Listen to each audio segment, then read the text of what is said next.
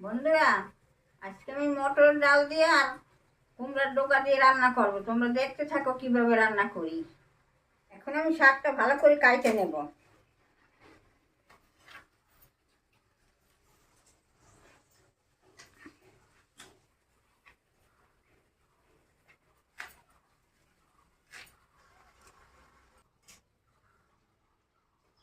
এখন আমি বেগুনটা কাইটে নেব।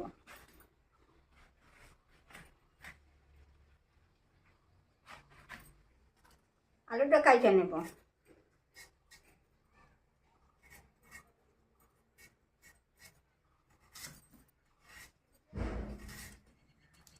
রাত্রে মটর ভিজাই রাখছিলাম, কি সুন্দর দেখো ফুলে রয়েছে একদম। এখন বাইটে নেব।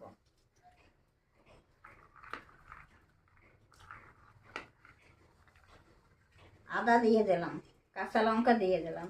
এখন আমি মটরগুলো ভালো করে বাইটে নেব।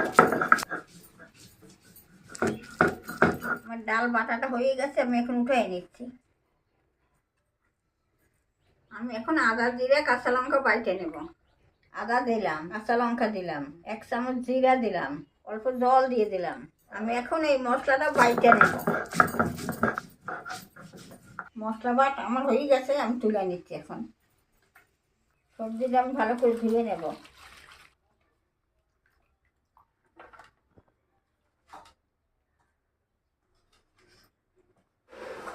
ডাল বাটাটা আমি এখন মাইখে নেব ভালো করে। 1 চামচ চালের গুঁড়া দিয়ে দিলাম, হলুদ দিয়ে দিলাম, লবণ দিলাম।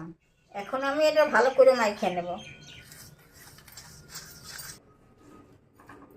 কড়াইটা গরম হয়ে গেছে, আমি এখন তেল দিয়ে দিচ্ছি। আমি এখন বড়াগুলো ভাজে নেব।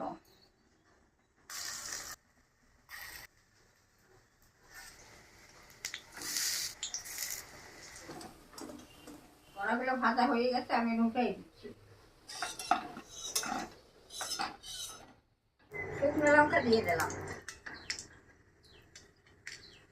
ফোড়ন দিয়ে দিলাম, সবজিটা দিয়ে দিলাম।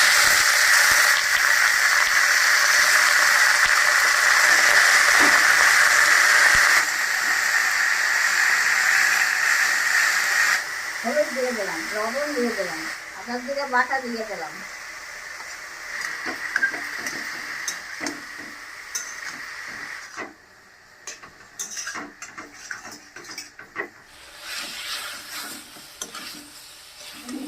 সবজিটা আমার কষানো হয়ে গেছে, এখন জল দিয়ে দেবো।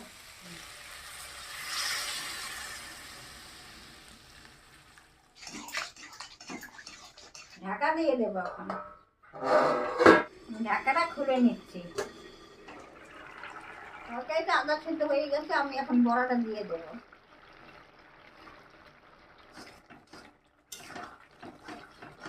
অল্প চিনি দিয়ে দিলাম।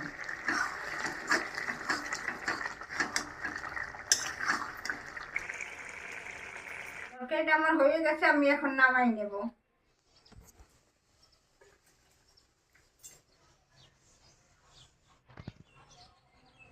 আমার কুমড়া শাকের তরকারিটা হয়ে গেছে। মটর ডাল দিয়ে বাইটে এরকম রান্না করবার, দেখবো খাইয়ে খুব স্বাদ লাগে।